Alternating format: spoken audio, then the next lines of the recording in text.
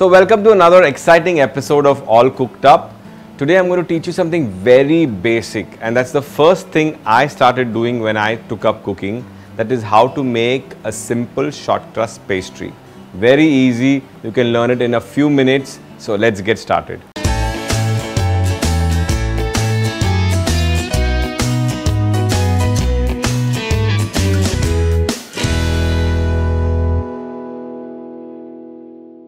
We will need 250 grams flour, 1 teaspoon fine salt, 2 teaspoons mixed herbs, 150 grams butter chilled and cubed, and 1 tablespoon milk. Let's begin with making our short crust pastry.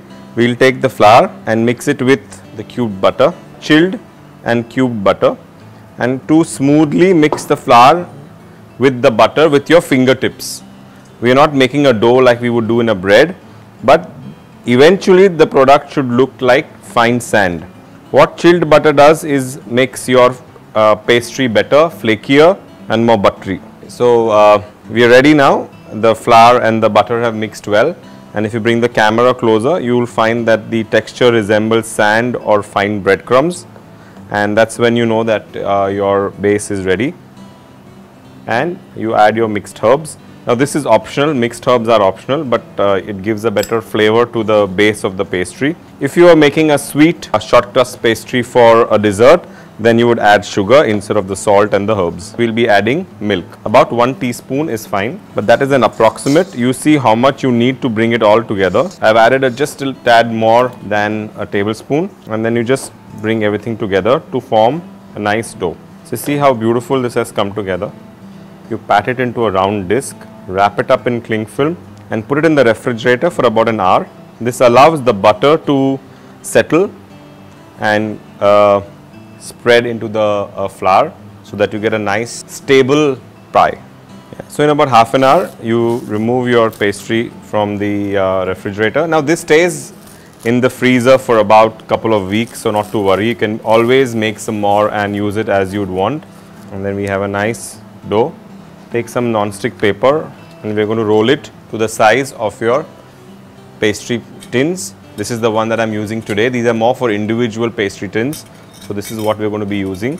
So I am going to make it just about little bigger than the pastry tin so that there is a little bit of an overhang. So once you have achieved the desired thickness, take off the wax paper, roll off carefully the base. At this time, what you should be doing is also buttering your tart tin so that the pastry comes out easier, and ease it into your tart. Let there be the overhang. We're going to pop this in the oven. My oven is already heated to about 180 degrees. This process is called blind baking. So what we're going to do here is we're going to put some of this wax paper back into the pie, and we're going to put some pie weights into it, so that when it's being baked, it doesn't rise up. We'll put it in the oven for about 5 to 7 minutes. Bring it out, prick it and put it back in the oven after removing all the pie weights. Now if you don't have pie weights, no problems. You can use rajma or red beans, not an issue. Right, so the pastry has baked and you can see it's little brown on the sides.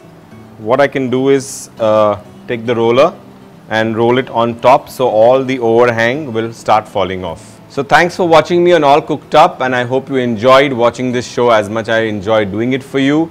Do keep coming back for more such easy, simple recipes on All Cooked Up. Don't forget to leave me behind your comments. I would love to hear from you. Do subscribe to the channel and don't forget to press the like button. See you next week.